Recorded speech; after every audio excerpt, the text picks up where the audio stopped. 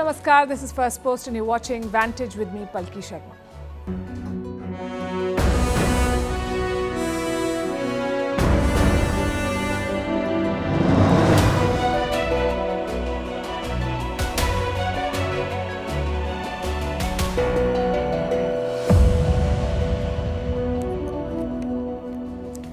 The lead story tonight is unsettling. We thought we'd left this behind us, but here's what we have. A new mysterious outbreak in China. Hundreds of children are in hospital. People asking authorities if there's a cover-up. Beijing not spelling out what the disease is, and the WHO asking for information and lab reports. Sounds like a scary case of deja vu. We hope it doesn't snowball. We'll tell you what's going on in China. Meanwhile, Vladimir Putin has said, we must think about stopping the Ukraine war. Is this a note to self, a climb down, or a bluff? We'll discuss that. More drama in the Sam Altman story. What is Project Q Star? Is it dangerous AI? Is this why he was sacked? In America, a former presidential advisor and big shot in the State Department has been arrested for Islamophobia. Will they add it in their religious freedom reports? Why did the Mossad chief go to Qatar? Who is the winner of the Dutch election and what does his victory mean for Europe? Is Russia weaponizing the border with Finland, and what is volcano tourism? All these stories and more coming up. The headlines first. In India, the Uttarakhand tunnel rescue operation is in its final stage. The 41 trapped workers are expected to be pulled out soon.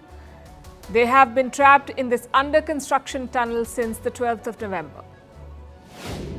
Iran's foreign minister meets the Hezbollah chief in Lebanon. Since the start of the Gaza war, Hezbollah has traded heavy cross-border fire with Israel. The violence has killed more than 100 people in Lebanon, mostly from the Hezbollah. In Pakistan, Imran Khan's party ordered to hold leadership polls within 20 days. The Election Commission says it must do so to retain its election symbol, a cricket bat. Pakistan is set to hold general elections next year. Imran Khan is currently in jail, facing a slew of legal cases. Niger's military ruler visits Mali.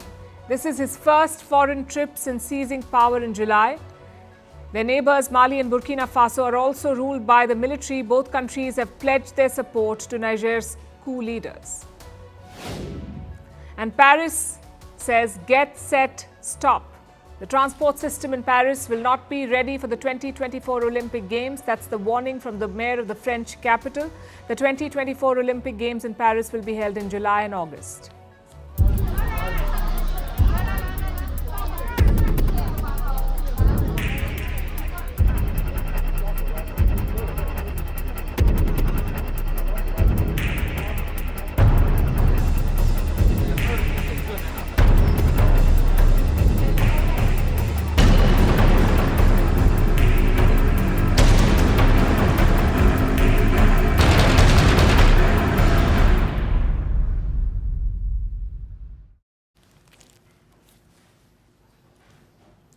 It's happening again. China's hospitals are filling up with patients. Almost all of them are children. Their symptoms are strikingly similar to the Wuhan virus: high fever and lung infection. There are many clusters of patients. Doctors say they have pneumonia, but they don't know what's causing the infection. They failed to figure out the root cause. Is this a new variant of the Wuhan virus? Is it a bacterium or a new disease altogether? As always, China is not being transparent. And I know what you're thinking. This is a repeat of 2019. It sounds like one, when mysterious disease was ripping through China. First, Beijing played down the outbreak. Then they concealed the truth. And the result was a global pandemic, the worst of our times. 4 years later, we have a new outbreak in China, one that Beijing cannot explain. So what really is happening? There is limited information as of now. We don't know exactly when the outbreak began or how many patients are in hospital. But we can tell you that the hotspot is northern China. The surge seems recent, also unexpected. Some reports say hospitals are overwhelmed and schools on the verge of a shutdown, obviously because this is affecting children. So parents in China are worried. In one instance, they were heard asking authorities if they're covering up another outbreak. So not just the rest of the world, even the people of China do not trust their government. And clearly they were not ready for this. Also, there is something strange about this outbreak, the fact that it's hitting only children. Not many adults are showing these symptoms. The number of infected children, though, is quite high. Meanwhile, a new report is doing the rounds. It comes from a platform called ProMed. Now, ProMed is basically a surveillance system built by the International Society for Infectious Diseases. And what does ProMed do? It monitors disease outbreaks the world over. This is where a lot of doctors first learned about the Wuhan virus. ProMed had carried reports of the first cases in 2019. And now it is focusing on the new outbreak in China. And here is what it says. It has called the disease an undiagnosed pneumonia. That's what experts are also calling it, an undiagnosed pneumonia. The report also features some quotes from locals. One of them is from Beijing, from inside a children's hospital. This is what a local resident in Beijing said, and I'm quoting, many are hospitalized. They don't cough and have no symptoms. They just have a high temperature or fever, and many develop pulmonary nodules. Now, you're not allowed to report to school. If you have any symptoms such as fever, cold, cough, and then you're hospitalized, you can ask for leave. Then there are more ground reports. The second one is from the Liaoning province. Again, this is from a children's hospital. It's called the Dalian Children's Hospital. The situation here is quite bad. Locals say the hospital lobby is full of sick children. They're receiving intravenous or IV drips. Children are receiving IV drips in the hospital lobby. I have a quote from a hospital staffer. This is what he says. Patients have to wait in line for 2 hours, and we are all in the emergency department, and there are no general outpatient clinics. So the outbreak is large and serious. Some videos are spreading on Chinese social media. We've not been able to verify these, but they are quite shocking. It appears children are doing their classes from hospitals. Take a look at this.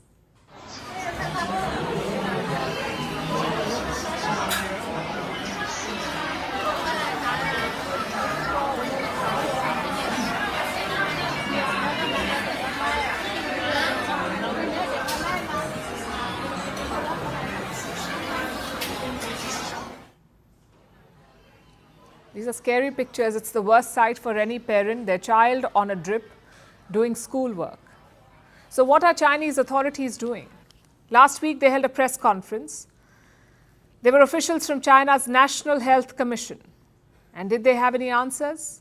I'm afraid not. They sounded clueless. They said this surge in cases is linked to pandemic restrictions.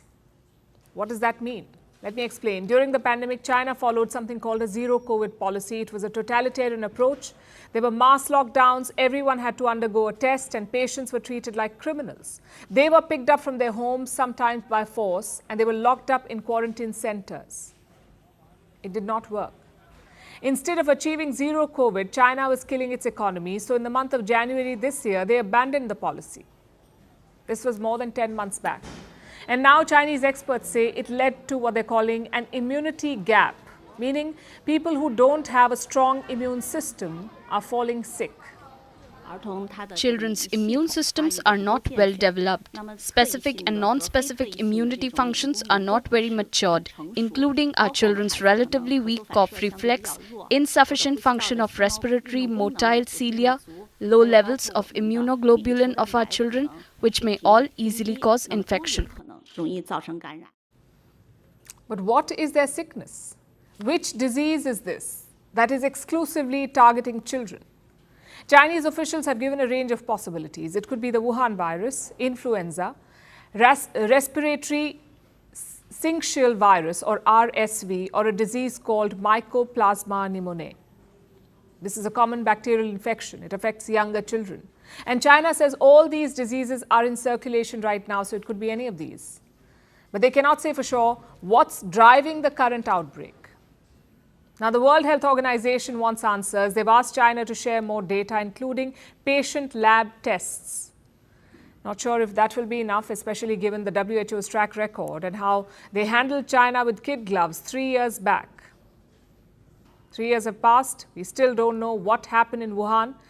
And now there's a new outbreak in China. The WHO is offering us more of the same, a statement of concern and a recommendation to wear masks again. It's a textbook example of the famous saying, the more things change, the more they remain the same. We can only hope that this is not one more pandemic in the making.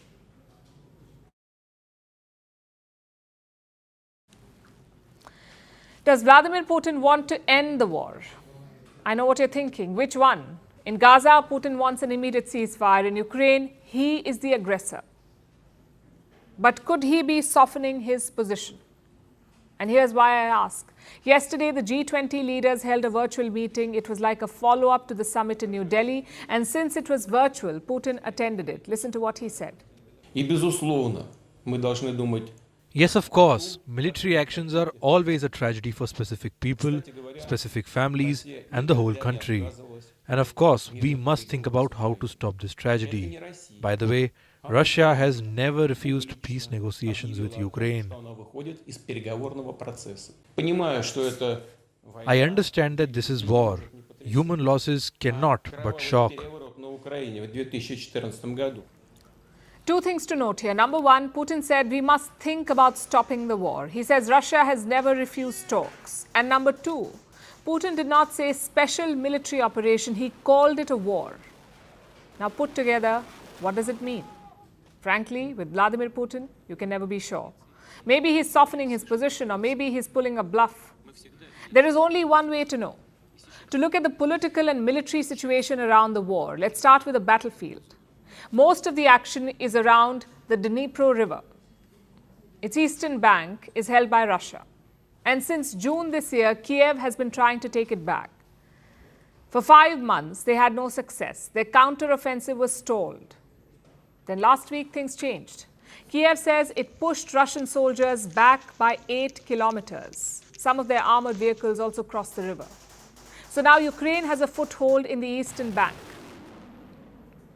It's probably the first success of the counteroffensive. Is that why Putin is talking about peace?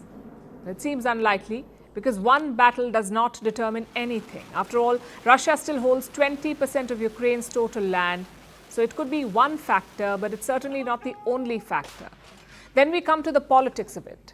American support for Ukraine is shaky right now. The US Congress is holding up aid packages. So the European Union is stepping up, or at least trying to step up. They have drafted long-term security commitments for Ukraine. What does that mean? More funding, more training, and more help for Ukraine's defense industry. You see, long-term commitments offer stability, something that America's aid packages have lacked. The question is, will the EU members agree? Will they be able to pull it off? Their diplomats will discuss the proposal over the weekend. The heads of state will hold talks next month. I guess the point is, Ukraine is not collapsing. The West will keep this war running. But can Vladimir Putin afford that? His domestic situation is challenging. If you ask the Kremlin, Russia's economy is booming. They will say, what sanctions? But in reality, things are more serious. A leading Russian economist has confirmed this. He says most Russians are now living on low wages. It's not surprising, though. Russia's central bank has hiked interest rates to 15%, meaning more debt for people. Their currency, the ruble, is also sliding. In June last year, $1 US was equal to 57 rubles. And now it's almost 89 rubles. Last month, it was more than 100. So the currency is sliding and it is volatile. And this is shaping Russian public opinion. Let me show you what a recent survey found. 48% Russians wanted Moscow to end the war, 48%, to pursue peace talks. And 39% wanted to continue the invasion. Now, this survey was done by the Russian Field Company. They've been doing such polls since the invasion began, but the latest one is special. It's the first time more Russians wanted peace than war. Could that be playing on President Putin's mind? He has an election next year. The victory seems certain. There could be more drama, maybe protests or opposition campaigns. And ideally, Putin would like to avoid that. And finally, there's the question of foreign support. Putin's biggest ally is China, but right now, China's own economy is in dire straits. It's so bad that Xi Jinping is patching up with Joe Biden. He visited the US last week. He asked for a reset with Washington. And that's not good news for Putin. He prefers China and the US to be at conflict. So let me recount the factors at play here. Ukraine is making small military gains. Europe could plug America's funding gap. Russia's economy is showing signs of strain, and the people want peace.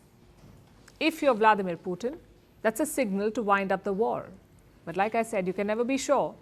If only these leaders would take their own advice, Putin should take his advice on Gaza and use it in Ukraine. And Biden should take his advice on Ukraine and use it in Gaza. As far as wishes go, it seems like an impossible one.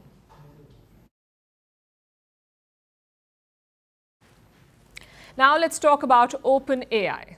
We haven't heard the end of it yet. Yes, Sam Altman is back as the undisputed leader. His detractors in the board have been removed, but the drama is not quite over. The story has shifted to something called Q-Star. It's a project that OpenAI was working on, Q-Star. Some latest reports have hinted at this. They speak about a leap, a breakthrough of sorts. But this breakthrough was said to be alarming, and concerns were raised internally. Some people working on Q-Star reached out to the company's board. They spoke about the dangers of artificial intelligence and what they were making. They thought it was dangerous. And soon after that, Sam Altman was fired. So was this a coincidence or the final straw? And what really is this Q-Star project? Is it dangerous? Is it something that the world should know about? Here's what we've been able to gather. Reports say Q-Star could be a breakthrough. It may lead to the development of artificial general intelligence, AGI, artificial general intelligence. So how is AGI different from AI? It's about what these models can do. Let's first look at normal AI. AI chatbots like ChatGPT, they work on language, they'll type something out for you, they'll translate a text, and they do this by using statistical predictions. In simpler terms, these are educated guesses. AI chatbots make these guesses after going through billions of pieces of text. They generate what they think is the right answer. But because they're constantly getting trained, that answer can also change, which is why these chatbots can give different responses to the same prompt. You must have seen this. It's all basically very good guesswork. And that's AI for you, artificial intelligence. But that won't be the case with AGI, artificial general intelligence, because AGI focuses on facts and not guesswork. Even initial AGI projects like Q-Star, they work on mathematical problems, things that can have only one answer. Now, AGI is still work in progress. If and when it is perfected, we may have something close to real intelligence. And reports say this is already happening. The Q-Star project is allegedly solving basic math problems, junior school level sums. And that's just the first step.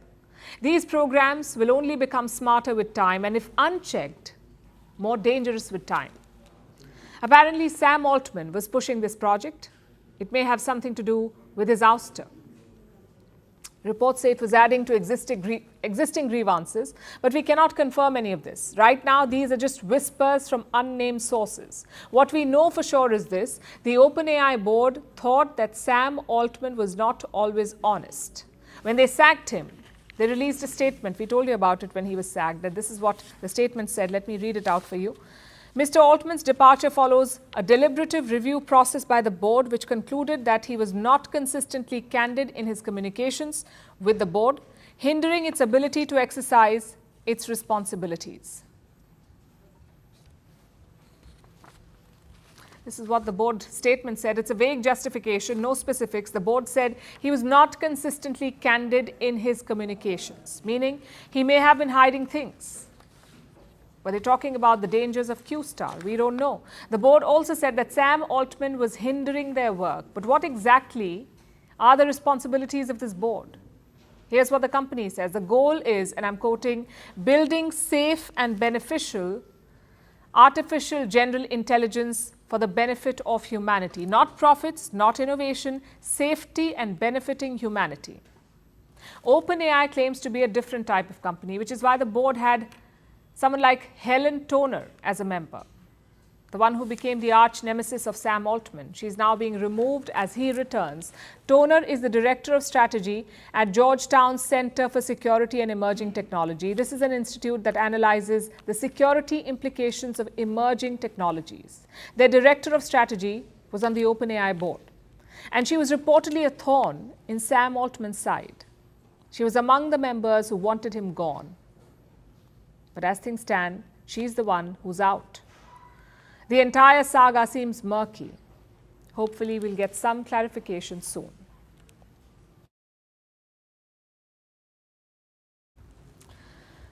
People make policy. It's the most basic truth of geopolitics. And people have opinions, sometimes good, sometimes bad. But what happens when bad opinions filter into policy? Now, don't be confused. This winding introduction has a point. A former US diplomat has been arrested in New York. His name is Stuart Seldowitz. He used to work in the US State Department. Pretty high-ranking too. He used to advise former President Barack Obama. So why was he arrested?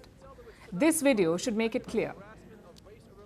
Do you have it? American citizen? Yeah, do you have it? How did you become an American It's citizen? not your business. Go. I work here. But you're a terrorist. You support terrorism. Listen, go. I'm not You support something. You do. You support terrorism. See You know here. why? If we killed 4,000 Palestinian kids, you know what? It wasn't enough. It wasn't enough. Go, go, go, go. How can a person have so much hate inside them? He says killing 4,000 Palestinian children is not enough. He calls a Muslim vendor a terrorist. And remember who he is, a former diplomat of the United States. We dug into his career. This man held some very important offices, like Director of the National Security Council's South Asia Wing and Deputy Director of the State Department's Israel and Palestine Office. I'll repeat that. This man worked at the Israel and Palestinian Affairs Office. A hardcore Islamophobe. It's like putting a pedophile in charge of the nursery. Reports say he served under 5 different American presidents. Most of his top jobs were under Barack Obama. And I must say, great vetting. This is exactly the kind of people you want making policy, hateful and Islamophobic. Before his arrest, Stuart Seldowitz was confronted by the media, the local media. And guess what he said? I'm going to quote it for you. The comments I made calling him out for his support of terrorism, those I think were appropriate. Forget remorse. He is doubling down on what he said. And don't think this was a one-off instance. It wasn't a case of him having a bad day, because there is another video doing the rounds. Once again, it's Stuart Seldowitz and the vendor. Take a look. Daughter like Muhammad did? Did you rape your daughter like Muhammad? I speak English. You only speak English? No English, no. You don't speak English? Yes. All right. Well, that just shows how ignorant you are. Because Muhammad was a rapist. It says in the Hadith, Oh, in Muhammad. your holy book. Oh, Muhammad. What? Oh, Muhammad. Muhammad, your prophet. You know who he is. My prophet? Yeah. What does Washington have to say about this? I can imagine what Joe Biden will say. This is not the real America. This is an aberration, except it's not. The war in Gaza has exposed America's hateful streak. I have some numbers for you. Since October 7th, Islamophobic incidents have risen 216%. Anti-Semitic incidents have risen by 400%. It's like Americans were waiting for a trigger, an incident to unleash hate. These are not just random users on social media or faceless trolls on the internet. They can also be former top-ranking diplomats, people who make the foreign policy of the United States of America. Just think about the hypocrisy. Stuart Seldowitz worked at the State Department. He spent 5 decades there. The same State Department judges every country in the world. It releases annual reports on human rights, on religious rights, on freedoms and discrimination. But look at their own officers. They can't buy a hot dog without spewing hate. The New York police have now arrested him. He's been charged with hate crimes. The State Department says it opposes racism in all forms, but I'm afraid it doesn't cut it. There will be larger questions asked. Did this man's personal hate affect America's policy? Remember, the US was then involved in 3 Muslim nations, Iraq, Afghanistan, and Libya. Are we to believe that he was 100% impartial? The man who said killing 4,000 Muslim children is not enough? I highly doubt it. It's also a wake-up call to countries around the world. Don't believe America's claims of moral superiority or their so-called reports on human rights. They could be tainted by racism and hate.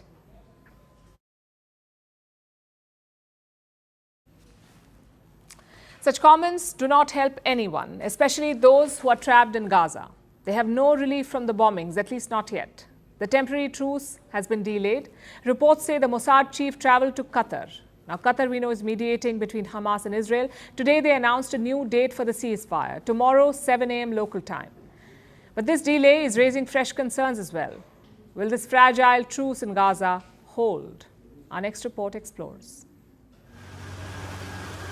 Tanks are still rolling on the streets of Gaza. These are Israeli soldiers. They're carefully monitoring their targets and launching new attacks with some help from their colleagues in the skies. Today, Israel dropped hundreds of bombs like these. One of the targets was Rafah. The airstrike left the home of a teacher in ruins. We woke up this morning. We just woke up and found that they targeted the house of this UNRWA teacher. Why is Israel targeting him with missiles? Don't you know it's just a teacher and his children? A whole area is completely eradicated with 3 F-16 missiles. Why are you all silent? You in Algeria, you in Russia, all of you. Why are you all silent? But these voices were drowned out by the noise of more bombs dropping from the sky. A ceasefire was supposed to kick in today at 10 a.m. local time, but it has been delayed. A meeting in Doha was supposed to break the impasse. David Barnea, the director of Mossad, is Israel's lead negotiator. Yesterday, he arrived in Qatar to tie up some loose ends. Israel and Hamas have been talking through Qatar for days now. Negotiations have been dragging on for weeks. Earlier this week, there were reports of a breakthrough, but it's yet to be implemented on the ground. So what's holding up the ceasefire in Gaza? Some last-minute details are yet to be ironed out, like which hostage the Hamas will release and how. The militant group has promised to free at least 50 hostages. Most of them are Israeli. They were taken during the terror attack on October 7th. Israel is releasing at least 150 Palestinian prisoners and allowing up to 300 trucks into Gaza that will carry humanitarian aid. On paper, this seems like a fair deal, but the locals think this truce is on shaky ground. They want a permanent ceasefire. We don't want this. We want a truce for a lifetime. We want our lives to be like all the other countries where our children can play normally and to continue our lives without fighting. We just want a life without war. We've had enough of war.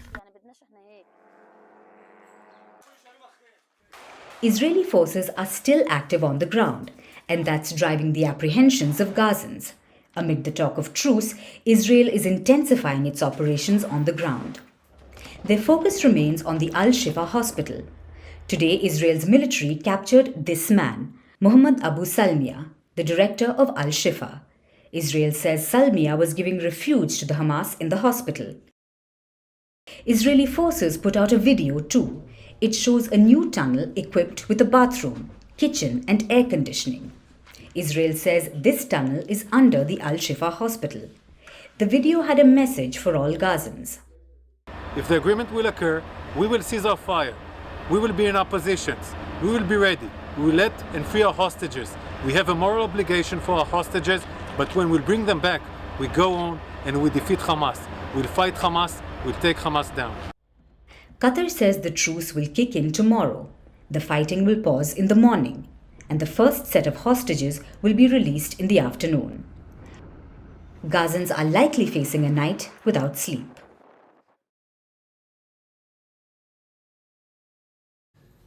Now let's turn our attention to the Netherlands, where a political storm is brewing. They've just had a general election. It was a snap election, called because the Prime Minister had decided to step down. That's Mark Rutte. He was Prime Minister for 13 years. When he chose to step down, an election was called. The election took place yesterday, and now the results are in. The big winner is this man, Geert Wilders, often called the Dutch Trump. A conservative politician with striking blonde hair. That's definitely some similarity. But of course, there's more to him than parallels with Donald Trump. And that's what we'll talk about tonight. Wilders and his track record. Also, what his victory means for Europe. This man is famous for two things. The first is his anti-immigration and anti-EU stance. Listen to this. The hope is that people get their country back. That we make sure that the Netherlands is for the Dutch again.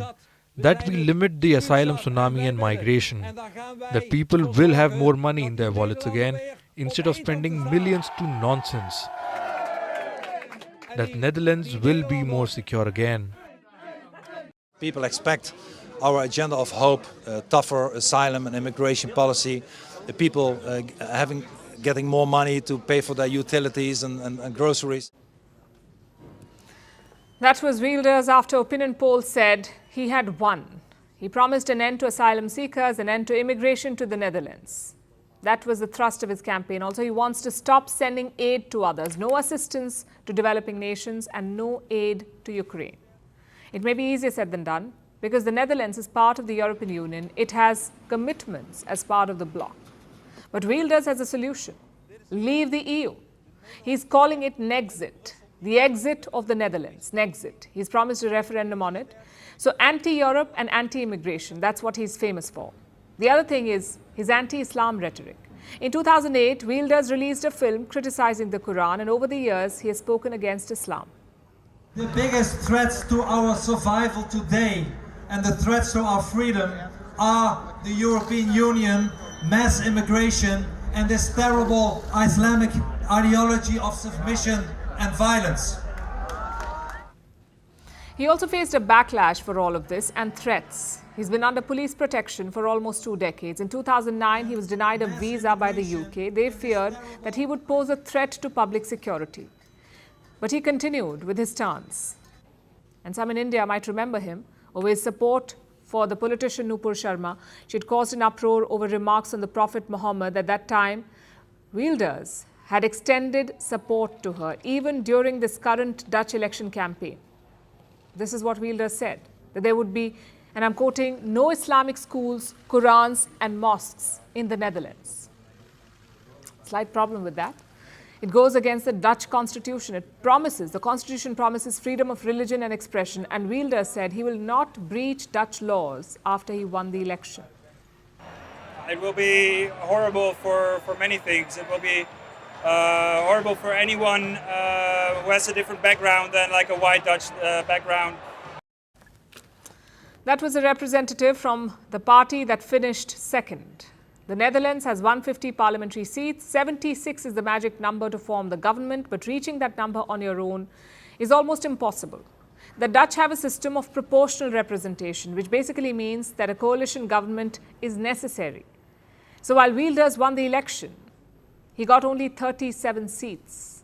He needs allies to become prime minister. We will collaborate with other parties because that's what we like, and we'll show that we are able to do it. The Dutch citizen deserves it that the Freedom Party is in the next government, and it will happen. Who would join his alliance? There are plenty of candidates. Remember, Wilders is a career politician. He's been in office for about 25 years. He's made a few friends in that time, like his former party, the VVD, the party of the outgoing prime minister. During the campaign, they had indicated that they might tie up with Wilders. And then there are other possible allies, parties that have hinted at wanting to join his government. So a coalition is quite possible. But it will require Wilders to compromise because no other party wants to leave the European Union. So will he abandon his dream of Nexit? We'll have to wait and see. He'll definitely have to be more diplomatic to keep a coalition together. His victory has made one thing clear, though. The anti-immigration rhetoric has won. This is what the Dutch have chosen, and the EU cannot dismiss it. They should think about what this result means.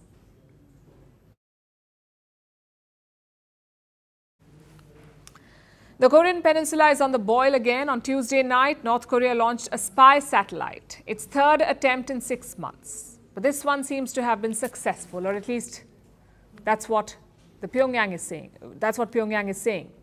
And of course, South Korea is not happy about it. So it has suspended its military agreement with the North. Seoul's move may have been retaliatory, but Pyongyang too took it a step further.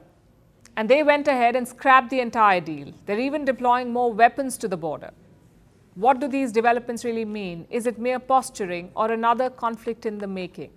Our next report tells you. This is Panmunjom, also known as the Truce Village. It's a part of the Korean Demilitarized Zone, the DMZ, the only portion where North and South Korean forces stand face to face. In 2018, it was the setting of historic meetings. On one side was Moon Jae-in, the then president of South Korea. On the other side was Kim Jong-un, the leader of North Korea. The meetings helped chart the comprehensive military agreement. It was signed that year. The goal was simple: reduce tensions in the peninsula and build trust between the two countries. Of course, it was a lofty goal. 5 years later, North Korea has scrapped the deal. It's deploying weapons and soldiers to the border with the South. So how did it come down to this? The answer lies in a rocket launch. On Tuesday, North Korea launched the Maligyong-1, its spy satellite. North Korea tried to launch in May and August, but it was unsuccessful. So this was the third attempt in 6 months. However, this time, Pyongyang claims it was a successful launch. It says the satellite is now in orbit. The launch sent alarm bells ringing on the other side of the border. South Korea was alarmed, so it had to take measures. Seoul suspended the 2018 military agreement. It said it was restoring surveillance activities at the border. Until mutual trust is restored between North and South Korea, we plan to pursue the partial suspension of the effectiveness of the 9.19 military agreement. This is a necessary measure and the minimum defense action required for our national security. Furthermore, it is a justifiable measure in accordance with our laws. Of course, it was a tit-for-tat action, but North Korea decided to take it one step further. They scrapped the deal altogether. Pyongyang said it's sending military and new weapons to the border. So with the deal scrapped, what will the border look like? Many say it won't make much of a difference. They say North Korea wasn't abiding by the deal anyway, but the raked-up tensions seem to have worried the citizens of South Korea. The successful launch of the spy satellite means that their technology has improved that much. With the Ukraine and Israel situation also happening, it's quite true that I feel worried that war can also occur if North Korea has their mind set out in a bad way. If North Korea advanced their military while South Korea and North Korea are confronting each other, I believe South Korea has to prepare thoroughly as well by having close relationships with the United States and Japan. So the Korean peninsula is on the boil once again. Military tensions, new weapons, and distrust between two neighbors. It's the perfect recipe for a military disaster. But will this just be some political tit-for-tat? Or will this lead to actual military confrontation? Well, no one knows the answer for now. But the world definitely doesn't have the appetite for another armed conflict.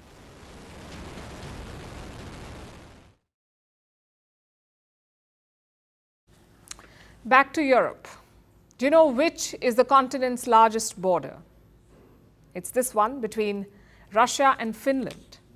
This border is 1,340 kilometers long. There are multiple border crossings, but now Finland has closed all crossings except one. Why is that? Because of a migrant crisis. Helsinki thinks that Russia is trying to weaponize this border. They're accusing Moscow of sending migrants across. The issue started late September. Since then, Finland clocked over 600 migrants at their border. These migrants were undocumented. They were seeking asylum, and they were all coming from countries in West Asia and Africa, the likes of Yemen, Somalia, Syria, and Iraq. Finland says they arrived here with the help of Russia. Well, we are very concerned about the border situation where Russia is effectively instrumentalizing people, not only letting people through to the Finnish border with invalid documents or missing documents, which has not been the case before, but also we have evidence that Russia is effectively bringing those people to the border and organizing transport as well. So what is this evidence that they're talking about? Traditionally, Russia does not allow anyone to reach the Finnish border without documents, just like any border crossing in the world. But Finland says Moscow has changed its policy. It doesn't seem to care about documents anymore. Moreover, Helsinki says Russia is helping them. How? by skirting around the rules. And here's what the rules say. No one can walk on foot between the Finnish and Russian border checkpoints. But these migrants are bypassing the rules. They're arriving on cycles and scooters. Where are they getting these from? Finland says Russia is providing these two-wheelers. They're giving vehicles to migrants, then leaving them at the border crossings and closing the gates on their side. And what does Russia have to say about all of this? It obviously denies the allegations. Moscow also says they regret Finland's actions, calling it a highly anti-Russian stance. We do not accept such accusations. Border crossings are used by those who have a legal right to do so, and in this regard our border guards fully comply with all their official instructions. And if they try to find some far-fetched reasons, then again we do not accept such accusations against us here. Now this could be just another border crisis, except Finland joined the NATO this year. So now their border is a NATO border, and Helsinki thinks that this is Russia's way of revenge. They're calling it hybrid warfare. It's not the first time that something like this has happened, though. In 2021, there was a similar situation at the Polish border. A sudden uptick in undocumented migrants, most of them were from West Asia, and Poland accused Belarus of manufacturing that crisis. On the border with Russia, Finland is experiencing a similar phenomenon to what we've been dealing with here since 2021. In other words, to sum it up, it's a hybrid attack on the Finnish border, which is carried out by bringing groups of migrants to that border. It's a very unpleasant and challenging situation. So is Russia doing the same with Finland? Well, Helsinki certainly thinks so. So they're taking steps to prevent any crossings. Finnish border guards are erecting new barriers, including concrete obstacles with barbed wire. They want to keep the migrants out. The EU too has deployed 50 guards to this border. That should certainly take care of it. 50 guards on a 1,300-kilometer long border. Also on the cards is closing the entire border. Finland has not done it yet, but they could if the situation gets worse. Russia, on the other hand, has summoned the Finnish ambassador. They lodged a complaint over the border closures. So as of now, the situation remains tense, a classic Russia versus NATO situation. And caught in the middle are hundreds of migrants, stuck in sub-zero temperatures, camping in tents at the border and facing an uncertain future.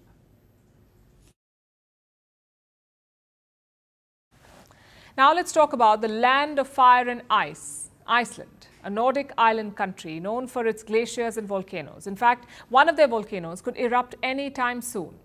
It has caused thousands of earthquakes in the past few weeks, so residents have been fleeing the region. But guess who is coming in? Tourists. We're not making this up. It's a bizarre travel trend, volcano tourism. Now, Iceland is one of the most volcanically active places on Earth, and they're making the most of this trend. Their volcanoes attract hundreds of thousands of tourists, and this hot trend is catching on.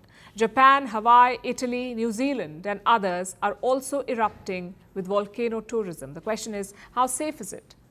Is volcano tourism the thrill of a lifetime, or just a fatal attraction? Our next report tells you. Only few things on Earth can be as old as this 8,000-year-old volcano and have a name as unpronounceable as Eyjafjallajökull and still be thrust into the limelight. We're talking about this volcano. It stands tall in southwest Iceland.